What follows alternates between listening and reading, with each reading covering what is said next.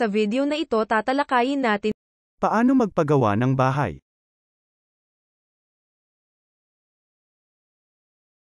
Ang pagpapagawa ng bahay ay isang malaking proyekto na nangangailangan ng maingat na pagpaplano at paghahanda. Narito ang ilang hakbang na maaaring sundin. Una, pagpaplano. Unahin ang pagpaplano ng disenyo ng inyong bahay. Maaari kang maghanap ng inspirasyon sa internet o sa mga home design magazines. Kung may budget ka, maaari kang kumuha ng serbisyo ng isang arkitekto para makatulong sa paggawa ng disenyo. Pangalawa, pagbu-budget. Tukuyin kung magkano ang budget na kaya mong ilaan para sa proyektong ito.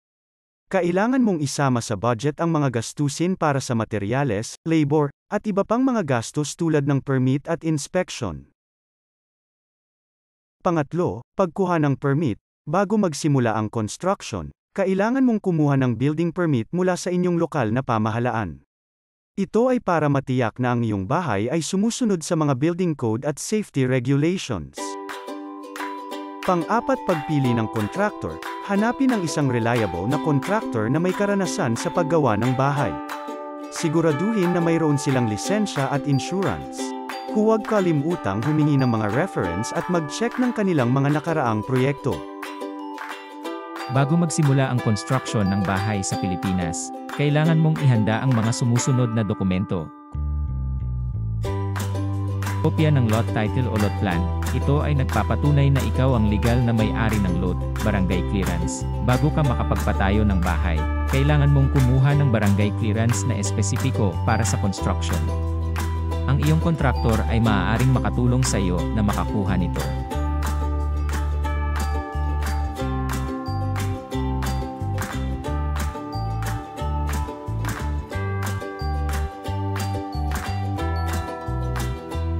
CAB license.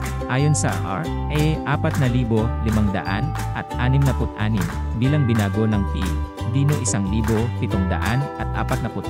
bawal magsimula ng contracting business nang hindi muna kumuha ng CAB license. Kaya't siguraduhin na ang iyong contractor ay mayroong CAB license. Special Power of Attorney, SPA. Kung hindi ka nakatira sa Pilipinas, kailangan mo ng SPA para sa taong mag-aasikaso ng building permit application mo. Tandaan na maaaring may iba pang mga dokumento na kailangan depende sa iyong sitwasyon at sa mga regulasyon ng iyong lokal na pamahalaan. Kaya't mainam na makipag-ugnayan sa iyong kontraktor o sa lokal na building official para sa karagdagang impormasyon. Pang-5, construction.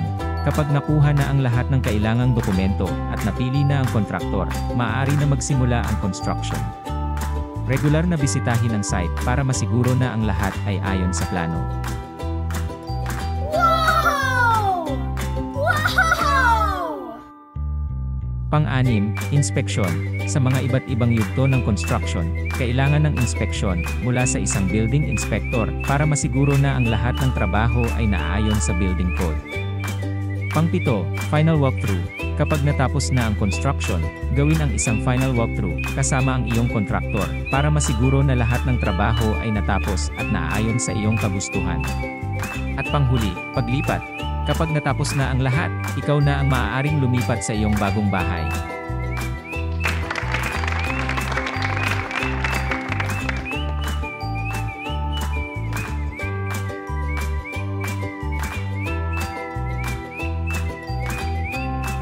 Tandaan na ang mga hakbang na ito ay maaaring magbago depende sa iyong sitwasyon.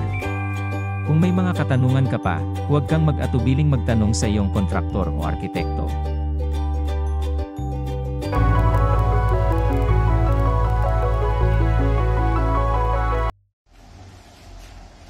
Salamat po sa ginawa po ninyong panonood. Sana'y nakatulong ang mga impormasyon binahagi namin sa inyo. Kung may mga content o impormasyon po kayong gustong malaman na gusto po ninyong i-upload namin sa YouTube channel na ito, paki-like and follow na lang ang ating Facebook page at ang ating YouTube channel, Paings TV.